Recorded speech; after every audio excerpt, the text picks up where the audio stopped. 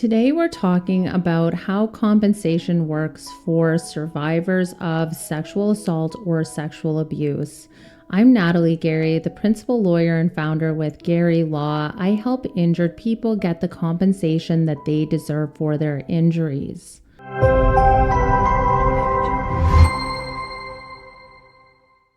Let's get into this serious topic today.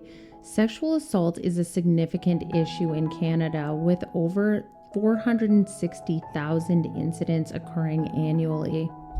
However, out of every 1,000 sexual assaults, only 3 perpetrators are convicted on average.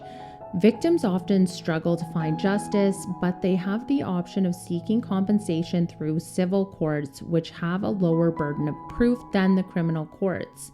And I do have a video about the differences between the civil and the criminal process, which you should check out after watching this video if you want more information about that aspect. But let's get into talking about types of damages in sexual assault lawsuits. In civil sexual assault lawsuits, survivors can receive 3 types of damages. So there are those pecuniary damages, which are compensation for financial losses, such as medical expenses and lost wages. Then there are those non-pecuniary damages that are for things that are less quantifiable, compensation for non-financial losses like pain and suffering. Then there are also punitive damages, which are also a non-financial or non-quantifiable loss. And this is additional compensation meant to punish the perpetrator and deter similar behavior. The burden of proof in criminal versus civil cases is different. You should know that criminal cases, the prosecution must prove the defendant's guilt beyond a reasonable doubt, which is a higher standard of proof, and it can be very difficult to prove, which is in part why there is such a low conviction rate.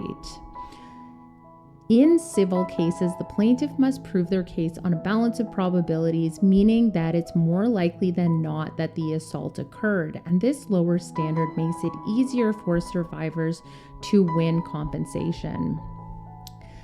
Some of the other advantages of a civil sexual assault claim are that they can give the survivor a sense of empowerment, in that the survivor can have their voice heard and can hold their attackers accountable.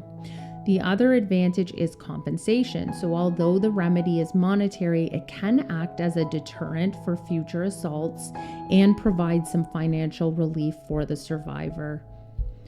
On the issue of intentional torts and sexual assault lawsuits, there are different terms that are used. So sexual battery is the actual physical act. And to prove sexual battery, a plaintiff has to show, first of all, the unwanted physical touching was intentional, and second of all, that the touching was unwanted and had a sexual nature.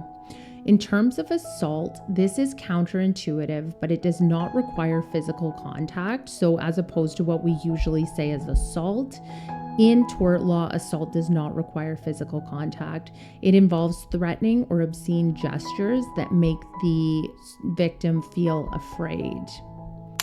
In terms of negligence claims in sexual assault torts, so with negligence, this is this is not even requiring an intentional act.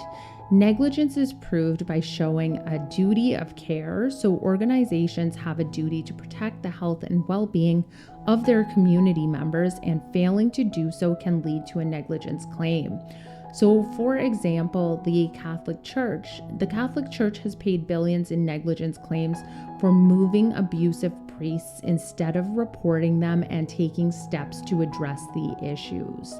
And this is one way that an organization can be found liable if they don't deal with complaints adequately. Workplace sexual harassment. In the workplace context, employers can be sued if they don't respond to harassment complaints. They also have an obligation to keep their employees in a safe work environment, and failing to respond to complaints about sexual assaults in the workplace or sexual behavior can lead to liability on their part. Survivors can sue both the individual perpetrator and any institution that allowed the assault to happen through negligence or failure to act. Some key points to remember are the types of compensation, so pecuniary, non-pecuniary, punitive damages. Secondly, the proof standards, so criminal cases require beyond a reasonable doubt, but civil cases only require proof on a balance of probability. Civil claims offer an alternative route for justice when criminal cases fail. So even if the criminal case is not successful in prosecuting the perpetrator, a civil case can still be brought. The other term to keep in mind is intentional torts, which are the sexual battery and assault. And then the other important term is negligence, which is where an organization can be held liable for failing to protect individuals from harm. So if you understand these concepts, it will give you a little bit more clarity around the issue of civil sexual assault lawsuits. If you have any other questions, please leave a comment below or feel free to reach out to me to discuss your matter with me personally.